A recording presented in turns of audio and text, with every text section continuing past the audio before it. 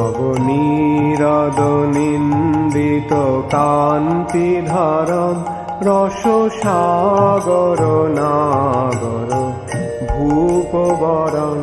हरे कृष्णा, दंडवत प्रणाम। हम लोग श्रीमद् भागवतम के छठे स्कंद पे हैं, 12वां अध्याय चल रहा है, 15 अध्याय चल रहा है। आज हम लोग श्लोक संख्या 20 से कंटिन्यू करेंगे। श्रीमद् भागवतम 6.15.20 ऑनवर्ड्स। जय श्री। सब मेरे बात दोहराइए ध्यान से। अगले 1 घंटा श्रीमद् भागवतम अध्ययन कीजिए विद फुल 100% मन ग्रंथ में। 20 नंबर श्लोक। तदैव ते परम ज्ञानम, सब बोलिए अनम्यूट करके। ददामि गृहम आगता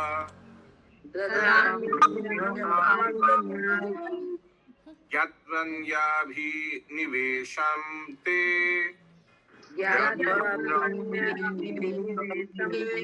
पुत्रमेव ददाम्यहम्। यस, सुचारू गोपी माता जी। हरे कृष्ण प्रभु जी। जिस समय पहले पहल मैं तुम्हारे घर आया था, उसी समय मैं तुम्हें परम दिव्य ज्ञान देता, किंतु जब मैंने देखा कि तुम्हारा मन भौतिक वस्तुओं में उलझा हुआ है, तो मैंने उन्हें केवल एक पुत्र प्रदान किया, जो तुम्हारे हर्ष और शोक का कारण बना। अधुना पुत्रीणां तापो, बोलिए।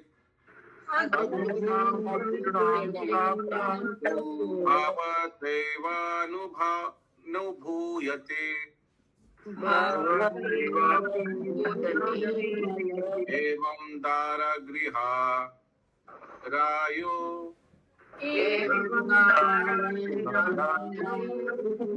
विविधैश्वर्य संपदा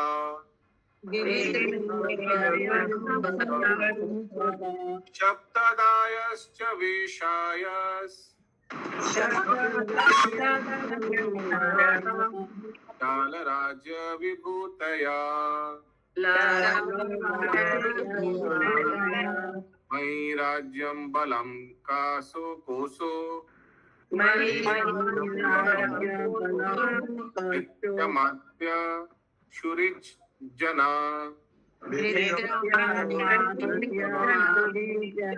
सर्वे अपि सुरासिने मे शोक मोह भयारिता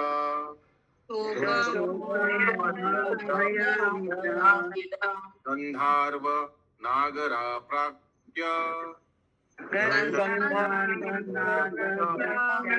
स्वप्न माया मनोरथा।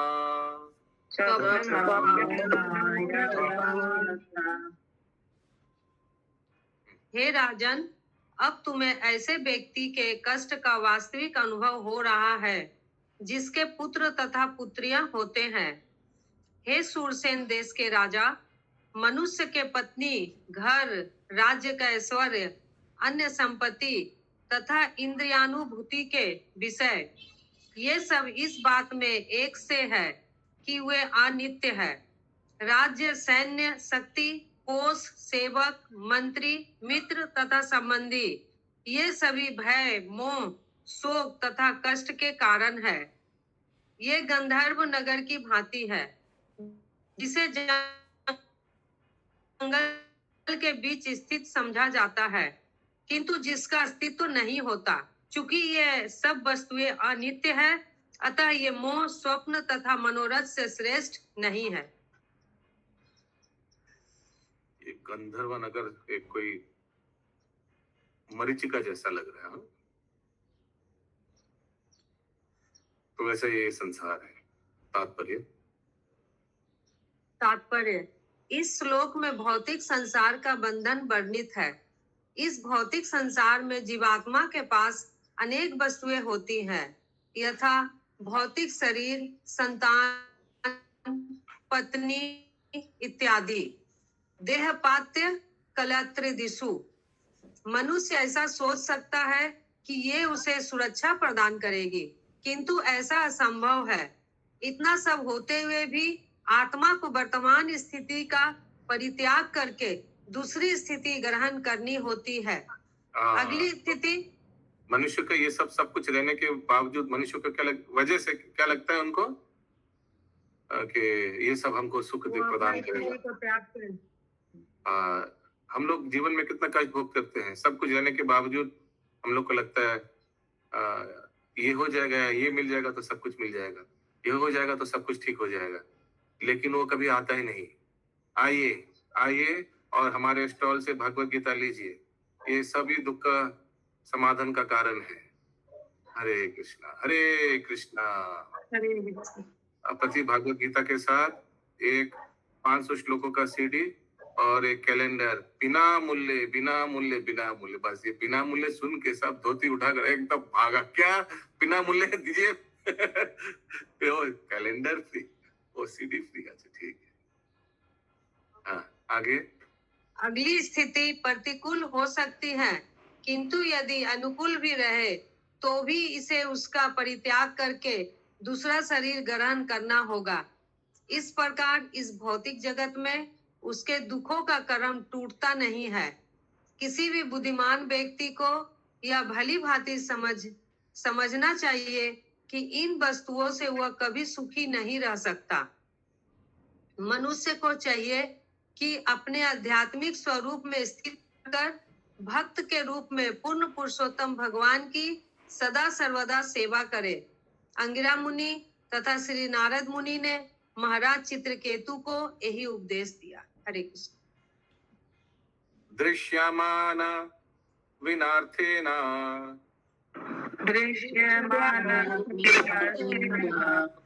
न दृश्यन्ते मनोभवा कर्मभिर्ध्यायतो नाना कर्माणि मनसो भवम्। यस, दूसरा कोई चश्मिश। यस, पूनम जयसवाल माता जी। कृष्णा प्रभु जी। स्त्री संतान कौन सा अध्याय है प्रभु जी?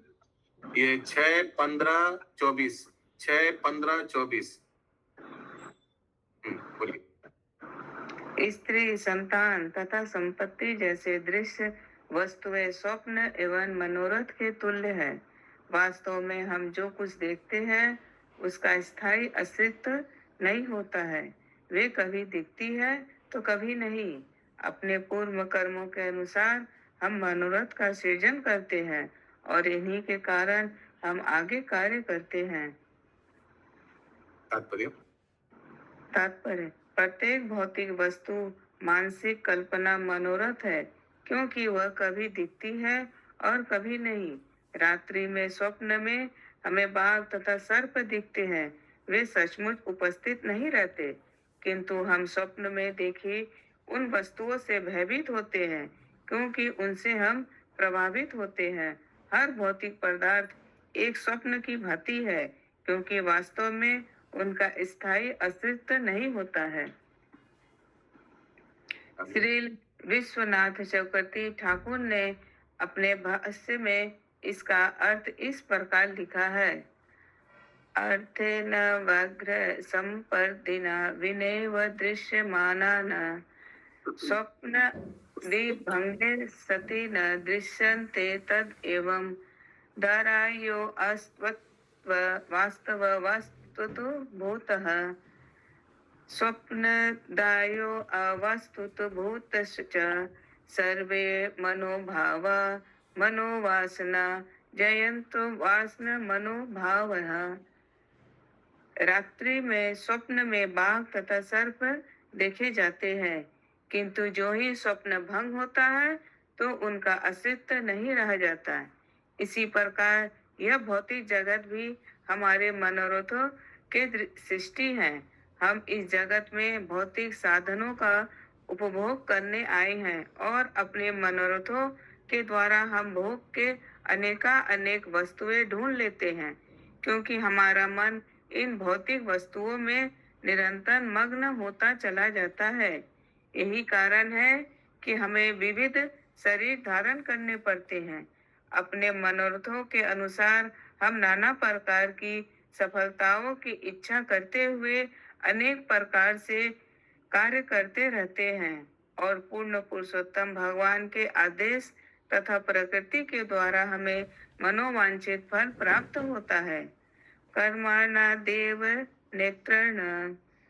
इस प्रकार हम अधिक अधिक भौतिक मनोरथों में उलझे रहते हैं। इस भौतिक जगत में हमारी विपदा का यही कारण है।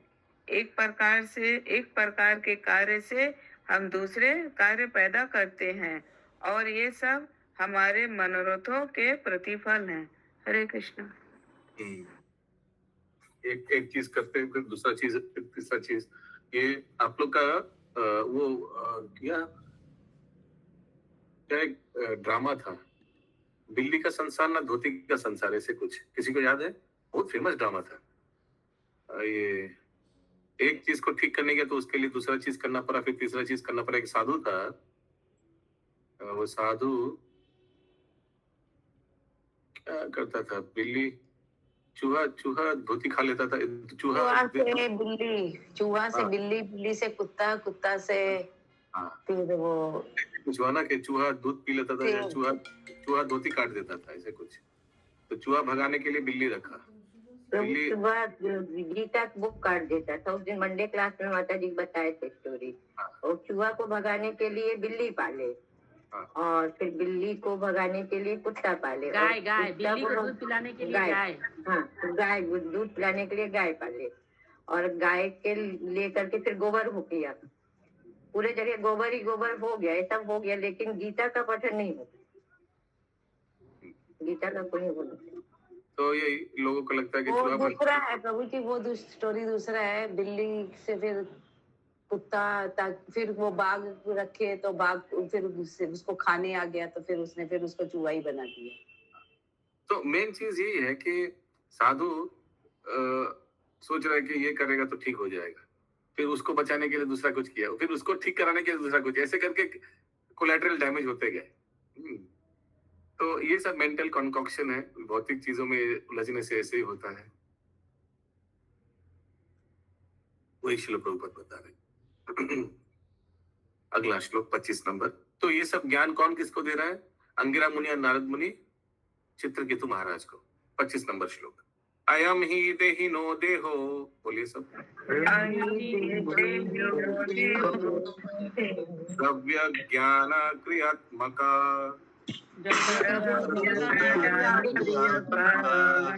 देहिनो विविधा क्लेशा संतापाकृत उदारता।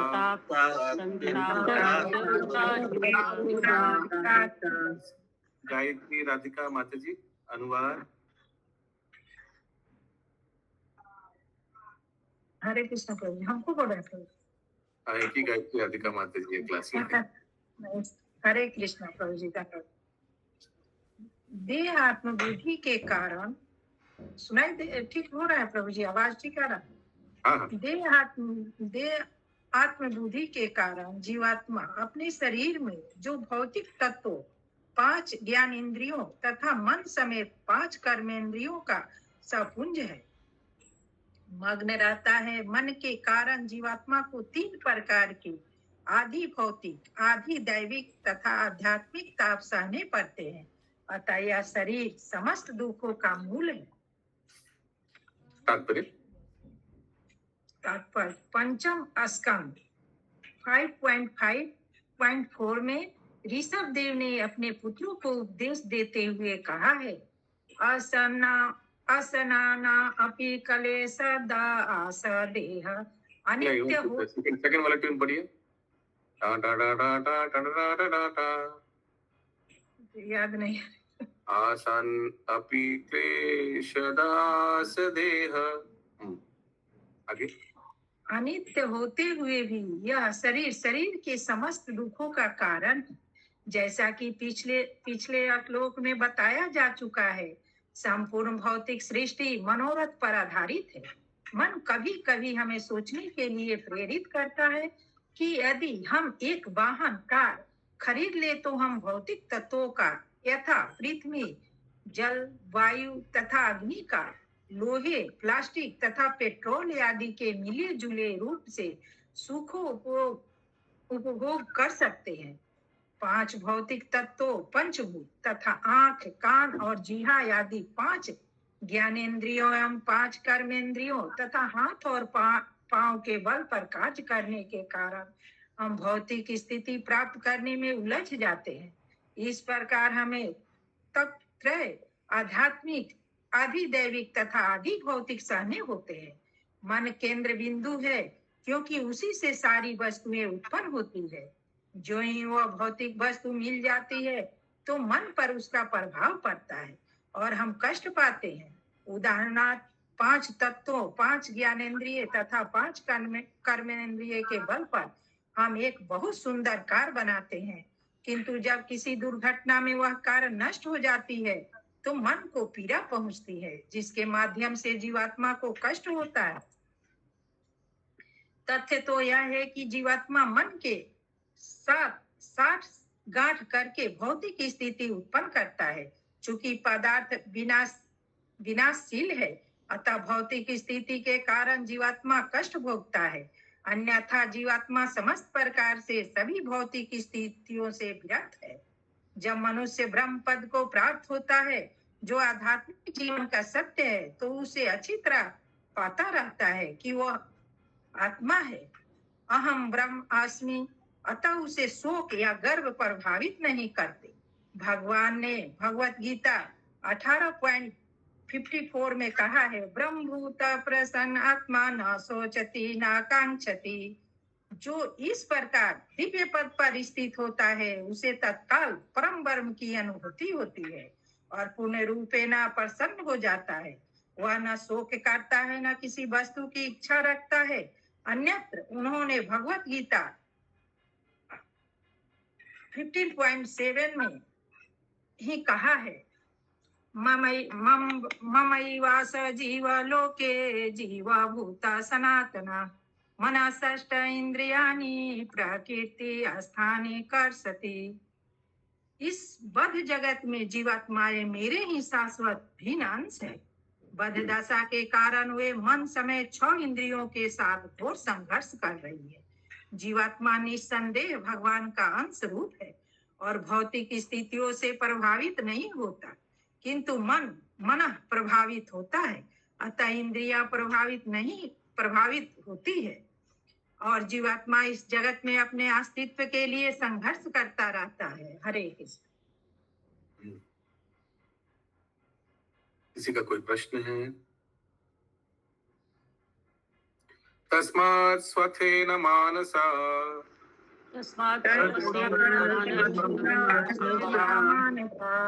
विमृज्य गतिम आत्मना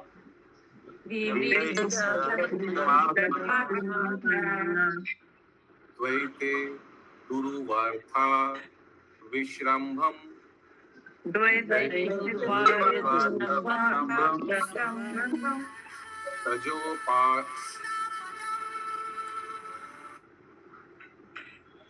त्वजोपासमाम आविशा।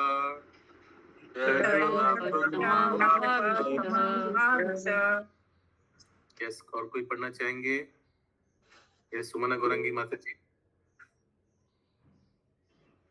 हरे कृष्णा प्रभु जी।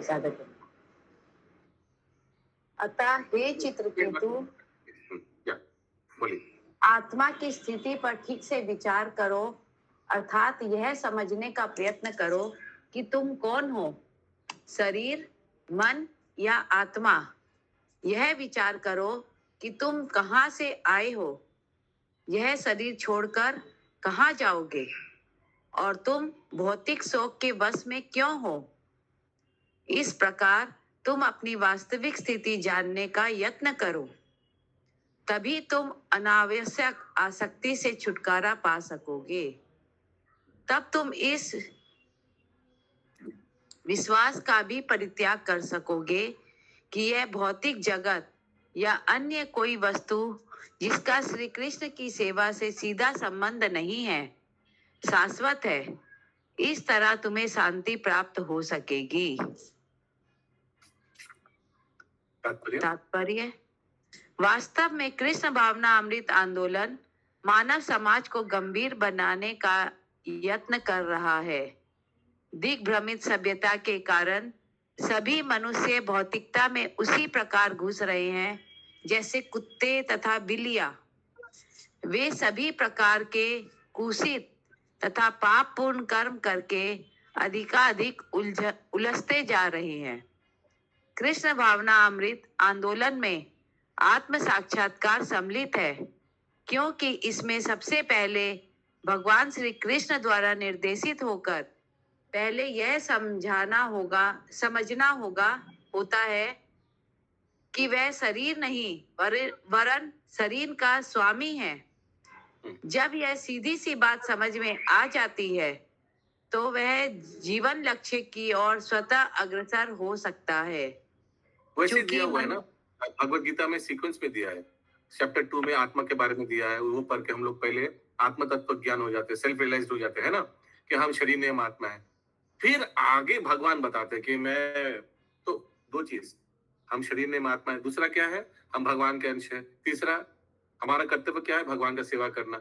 ये सब आस्ते आस्ते स्लोली आता है ना, भगवत गीता में पूरे सीक्वेंस से कैसे सेवा करना है। फिर वो सब श्लोक आएगा चौथा अध्याय में, गुरु का शरण लेना है, ग्रहण करके फिर हमको जान सकते हैं, एक्सेट्रा एक्सेट्रा।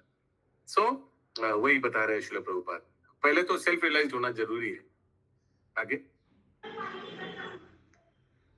जब यह सीधी सी बात समझ में आ जाती है तो जीवन लक्ष्य की ओर स्वतः अग्रसर हो सकता है। चूंकि मनुष्य को जीवन लक्ष्य प्राप्त करने की शिक्षा नहीं दी जाती, इसलिए वे पागल मनुष्य की तरह कार्य करते हैं और संसार में अधिकाधिक आसक्त होने लगते हैं। पथ भ्रष्ट मनुष्य भौतिक स्थिति को नित्य मान बैठता है। उसे चाहिए कि वह भौतिक वस्तुओं के प्रति अपनी श्रद्धा तथा आसक्ति को छोड़ दे, तभी वह गंभीर तथा शांत बन सकेगा। हरे कृष्णा। एक प्रश्न है आप लोग से।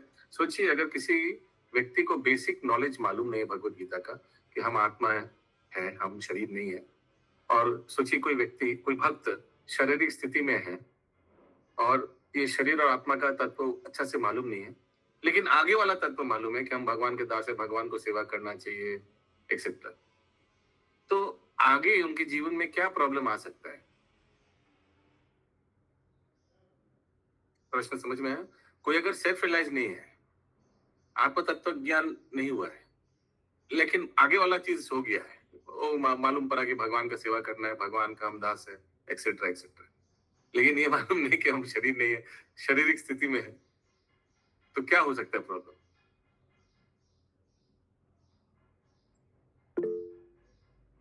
क्या अंजना माता जी? हरे कृष्णा प्रभु जी, सादर करना। तो बहुत ही तकलीफ होगी, जो भी हम लोगों का, जो जिससे हम लोगों का रिश्ता है, अगर वो रिश्ते में कुछ भी प्रॉब्लम आता है या रिश्ता टूटता है तो वो तकलीफ होगी, क्योंकि हम लोग भौतिक स्थिति में हैं। तो वेरी गुड। अगर भगवान का वो एजेंडा फुलफिल नहीं करेगा, जो प्रार्थना है वो फुलफिल नहीं करेगा, तो शरीर को कष्ट मिलेगा, तकलीफ आएगा, तो भगवान को कोसेगा। शारीरिक बेसिक आत्म तत्व ज्ञान एटलीस्ट होना बहुत जरूरी है, सेल्फ रियलाइजेशन। इसीलिए हम लोग को बेसिक में आप लोग को याद होगा श्रद्धावन बुक, फिर कृष्ण सेवक, कृष्ण साधक, फिर गुरुचरण आश्रय, फिर प्रभुपाद आश्रय, है ना, भगवत गीता, ये भक्ति वृक्ष मैनुअल, तो ऐसे करके। सो इसीलिए बेसिक नॉलेज होना कि हम शरीर नहीं, हम आत्मा है, बहुत इंपॉर्टेंट है। ये समझना करेंगे माता जी? प्रभु जी, हम लोग इसको जान तो लेते हैं, लेकिन इसको जीवन में एक्सेप्ट करना तो समय बहुत समय लगता है, क्योंकि सेवा भी कर रहे हैं, सब कुछ कर रहे हैं, लेकिन तब भी हम लोग अभी तो देहात्म बुद्धि में ही है। एकदम। लेकिन जानना बहुत जरूरी है, एटलीस्ट बेसिक नॉलेज। जानना और मानना वो अलग चीज है, जान के मान के फिर वो अनुभूति करना और फिर प्रचार करना वो, लेकिन एटलीस्ट जानना चाहिए, एटलीस्ट बेसिक नॉलेज होना चाहिए। इसीलिए कभी कभी हम लोग देखते हैं, मैं बहुत ऐसा भक्त है जो ऑनलाइन क्लास से जुड़ गए हैं और डायरेक्ट चैतन्य चरितामृत में ज्वाइन किया है, डायरेक्ट रामायण में ज्वाइन किया है ना? ऐसा बहुत जो बेसिक भगवत गीता का वो सब तत्व या नहीं, जो हम लोग आगे कर चुके हैं ये सब। सो ये प्रॉब्लम्स आ सकता है बाद में। प्रभु जी, ये तो आत्म साक्षात्कार तो भक्ति का ABCD है बोलते हैं, वहीं से हुआ नहीं, शुरू होती है। लेकिन हुआ नहीं। आगे हम लोग का था, कोई भी ज्वाइन करेगा पहले उसको श्रद्धावान कृष्ण सर नया क्लास कहाँ हो रहा है उधर घुसाओ, है ना? ऐसे होता था ना, कौन नया क्लास शुरू कर रहा है उसके पास भेजो। लेकिन अभी तो ऑनलाइन फॉर्मेट में से नहीं होता है, कोई भी आ सकता है, कोई भी लिंक मिल गया अंदर घुस गया, ऐसा ही होता है ना? या प्रतिभानंद प्रेमाती जी। यस प्रभु जी, हरे कृष्णा, सादर प्रणाम। प्रभु जी, जैसे पूछ रहे हैं कि जैसे कि ये सब ज्ञान होते हुए भी जैसे कि पता है कि हम शरीर नहीं आत्मा है, और जब प्रॉब्लम होता है तो क्या उसे प्रारब्ध समझ के स्वीकार कर लेना चाहिए? बहुत चीज समझ के स्वीकार कर सकते हैं। प्रारब्ध है, ये भी समझ के स्वीकार कर सकते हैं, ये भी समझ के स्वीकार कर सकते हैं कि इससे और ज्यादा कुछ होना चाहता, लेकिन भगवान की भक्ति से जुड़े उसीलिए बहुत शॉर्टकट में हो जा रहा है। और भी समझ सकते हैं कि भगवान ज्यादा दुख कष्ट देता है लेने के आगे भगवान उस भक्त को ऊपर उठाने के आगे पूरा ज्यादा अच्छा से जितना बचा कुछ है सब कुछ दे देता है। सोचिए, कोई अगर भक्ति में आ गया और भगवान को उसको लेना है अपना धाम में, तो उनका जितना बचा कुचा है शायद और 10 जन्म 20 जन्म में उसको इंस्टॉलमेंट में मिलता, लेकिन अगर भगवान चाहते हैं उसको अपने धाम में ले जाने के लिए, वो 20 जन्म का एक साथ दे देगा। तो बहुत तरह से ये चीज को वो भक्त ले सकता है। और भी बोले तो ये बोलते जा सकता हूँ, और भी बहुत एंगल से वो ले सकता है, और भी बहुत। प्रभु जी, उस दिन नहीं तन्मय कृष्ण प्रभु बोल रहे थे कि भगवान मतलब इस तरह से परीक्षा लेते हैं, किसी को रोग देके, किसी को निर्धन करके, इस तरह से, तो घबराना नहीं चाहिए उसको। और ये भी एक तरीका है। ये जो अभी माता जी ने बताया, ये भी एक है कि भगवान टेस्ट कर परीक्षा ले रहे हैं, हम फेल नहीं होंगे, लो जितना परीक्षा। ये भी एक तरीका है, एंगल है देखने के लिए। अच्छा है। और क्या बोला प्रभु जी? 3 चीज बताए थे, मेरे को 2 याद आ रहा है, एक हम भूल गए, हम प्रभु से फिर से पूछेंगे उसको। तो 3 चीज प्रभु ने बताया था, एक निर्धन करते हैं, एक रोग देते हैं, और एक मेरे को याद नहीं आ रहा। धन देता, अच्छा ओके। एक निकट कोई व्यक्ति को ले लेते हैं ऐसे शायद कुछ। अच्छा, एक बार एक माता जी ने मेरे को कहा था कि आपकी सबसे प्रिय वस्तु भगवान आपसे लेंगे जब भगवान आप पे विशेष कृपा करेंगे। यस मैम जी, माता जी। अगर हमको ज्ञान नहीं रहेगा तो हम मतलब भटक भी सकते हैं ना, जैसे देवी देवता के चक्कर में वो शुरू का ज्ञान अगर नहीं मिला है तो देवी देवता ये सब में भी भटक सकते हैं। हाँ, वो भी हो सकता है। यस अशोक प्रभु। हरे कृष्ण प्रभु, इस विषय में जब तक मनुष्य को अपने आप को समर्पण नहीं करता है भगवान की शरण में, या भगवान पर पूर्ण रूप में भरोसा नहीं होता है, तब तक ये वस्तुएं नहीं आ पाती है। हमें जो मिला है वो सफिशिएंट है, या जो मिल रहा है वो प्राप्य है, अथवा मतलब उनकी जो देन है जो है ठीक है, अच्छा है या बुरा है, वो जो भी है दे रहा है ठीक है। इस चीज को मान लेना थोड़ा कठिन जरूर है, लेकिन जब तक उन पर पूर्ण रूप में भरोसा नहीं आएगा तब तक ये नहीं मान लेंगे। करेक्ट।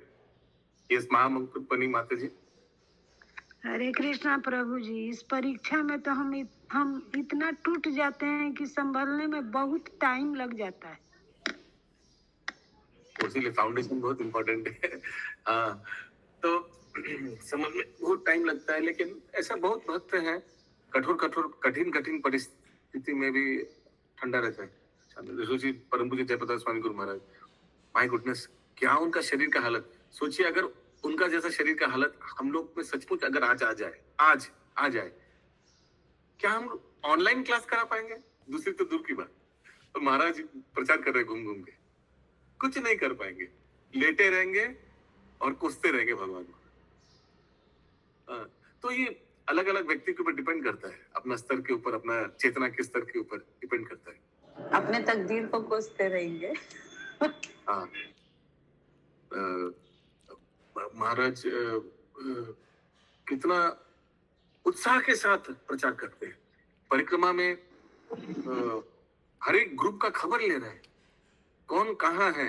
हम लोग कहीं थे, हम लोग देखिए 7-8 ग्रुप है, तो महाराज को पता चला कि हम लोग इस जगह पे हैं। ऐसा नहीं कि कोई जनरल लेक्चर देंगे, रिकॉर्डिंग भेज रहे, लेकिन कहाँ है, अभी कहाँ जाने वाला है, अगले दिन सब कुछ पता करके उस हिसाब से लेक्चर दे रहे हैं हम लोग को उत्साह बढ़ाने के लिए कि आज आप लोग ये दर्शन किया, बहुत अच्छा, कल ये दर्शन करने वाले हैं आप लोग, ये नदी क्रॉस करने वाले हैं आप लोग। तो ही इज फुल्ली कॉन्शियस। कितना दिमाग चल रहा है, भगवान जाने, माय गुडनेस कैसे। तो कस्टमाइज लेक्चर, ऐसा नहीं अशोक प्रभु के जनरल लेक्चर, कस्टमाइज लेक्चर दे रहे हैं महाराज हर एक ग्रुप के लिए। Amazing amazing. तो इतना कुछ होने के बावजूद उस समय लगता है कि महाराज हम लोग के सामने ही है। एकदम एकदम। तो एक्चुअली होता क्या है, उन परिस्थितियों में भरोसा टूट जाता है, इसलिए वो भरोसा देते हैं पीछे से कि आप बने रहिए, आगे आपको सुगमता मिलता रहेगा, रास्ता मिलता रहेगा।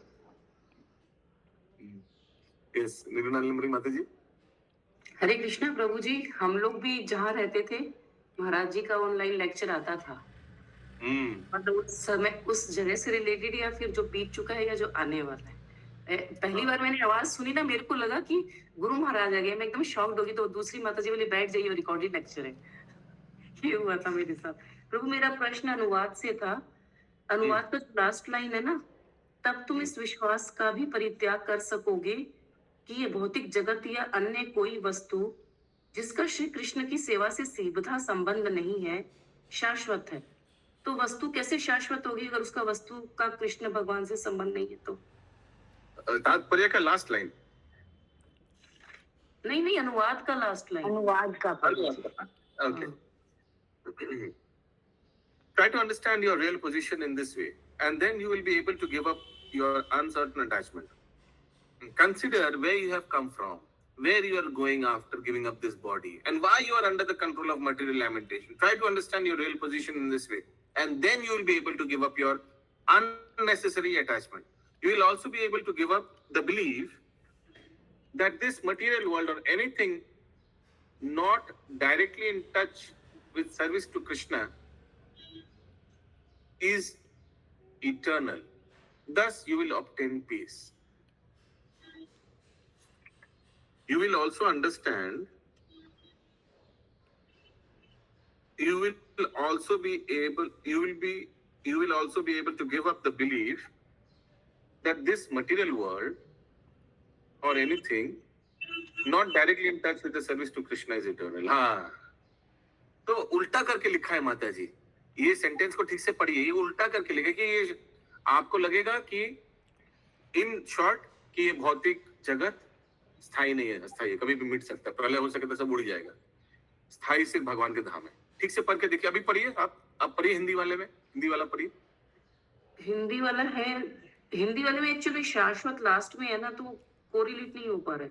तब नहीं, उल्टा करके लिखा है। आप पढ़िए सेंटेंस पढ़िए। तुम इस विश्वास का भी परित्याग कर सकोगे कि ये भौतिक जगत या अन्य कोई वस्तु जिसका श्री कृष्ण की सेवा से सीधा संबंध नहीं है, कोमा शाश्वत है।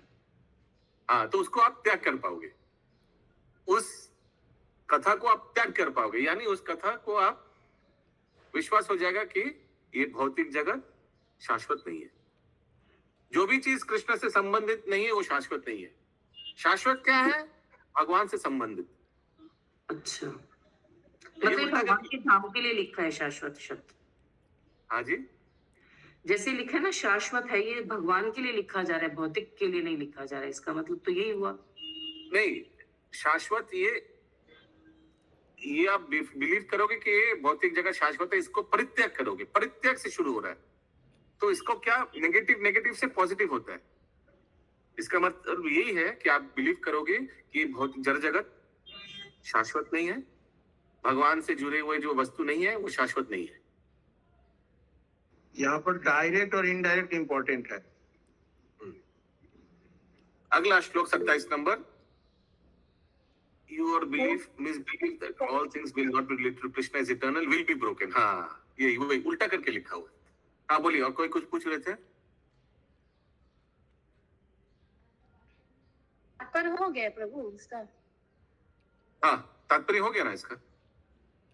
प्रभु यानी पैसिव टाइप में लिखा हुआ है ना, तो इसलिए कंफ्यूजन लग रहा है ना. परित्याग से शुरू हुआ है, उसीलिए समझ में आना इजी है. आप इस चीज को परित्याग करोगे कि ये भौतिक जगत शाश्वत है. इस तत्व को आप परित्याग करोगे.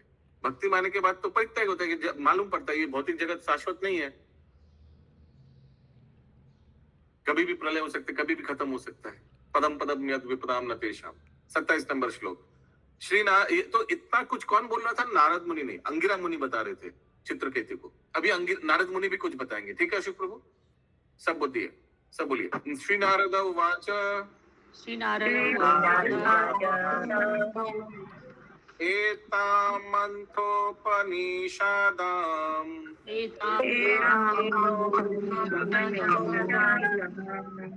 प्रतीक्षा प्रायतु मम यं पारयन्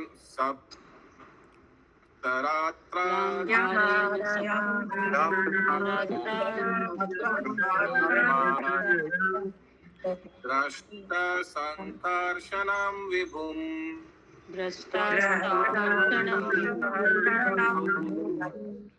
यस प्रीति में नंद प्रिया माता जी अनुवाद. अच्छा, तो ऐसा जब श्लोक आता है, देखिए मैं भी संस्कृत में पढ़ा वढ़ा कभी किया नहीं, इसको में ज्वाइन करने के बाद ही संस्कृत का श्लोक पढ़ना चालू किया.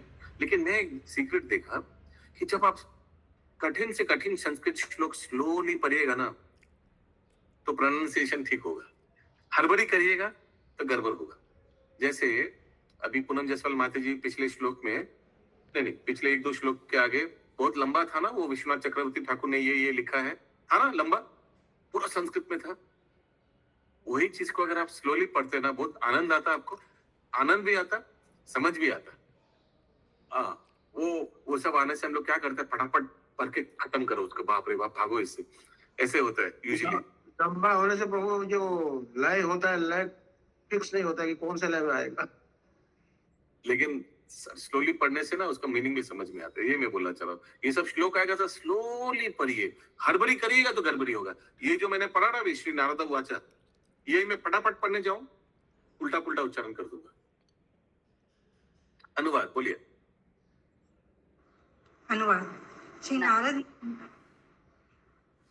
श्री नारद मुनि ने आगे कहा, हे राजन, तुम एकाग्रचित होकर मुझसे अत्यंत शुभ मंत्र ग्रहण करो. इसे स्वीकार कर लेने के बाद 7 रातों में ही तुम साक्षात श्री भगवान का दर्शन कर सकोगे. हरे कृष्ण. देखिए, ये है अंगिरा मुनि ने एक सुपर पिक्चर को भी लेके आया. लास्ट वाला चीज एकदम बोलता ना कि एकदम क्लाइमेक्स में एक चीज बोल दिया नारद मुनि. नारद मुनि ज्यादा कुछ नहीं बोला, एक ही सेंटेंस बोला. देखिए क्या बोला, मैं अभी तुमको मंत्र देने वाला हूँ. ये 7 रात के बाद तुम साक्षात भगवान को देख पाओगे. बस. प्रभु जब गुरु इतना अच्छा आशीर्वाद दे दिए तो हो गया, फिर तो कल्याण. अंतिम श्लोक इस अध्याय का, ये अंतिम श्लोक का देखिए कितना लंबा चौड़ा श्लोक है ना. तो ये देखकर ही कौन सा ट्यून याद आ रहा है? ब्रह्म संहिता का ट्यून.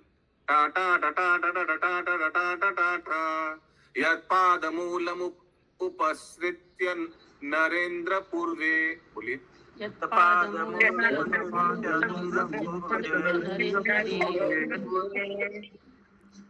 सर्वादयो ब्रह्ममिमं द्वितीयं विसृज्य.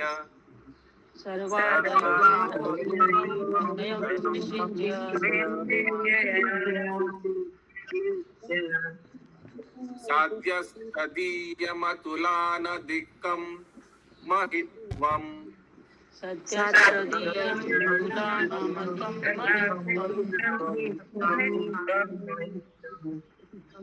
प्रापुर्भवानपि परं न चिरादुपैति.